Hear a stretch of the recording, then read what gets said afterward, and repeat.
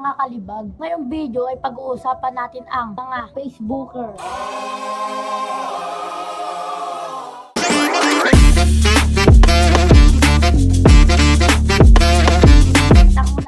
The Updater, no? Ito yung isa sa pinaka nakaka-visit sa mga nagpe-Facebook. Kasi po, review po kasi kung bakit.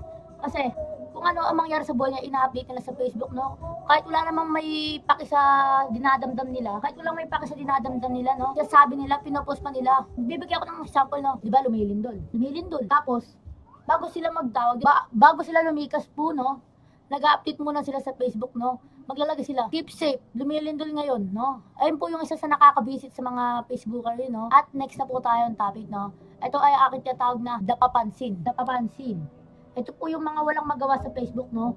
Kahit wala namang kwenta isasabihin nila, ipapost nila basta may pamansin sila. Ito naman ay ang The Memer. Madalas dito yung mga komedyante, no? The komedyante. Yung mga gusto kong mga kasama sa mga nagda-Facebooker, no? Ito yung mga gusto ko.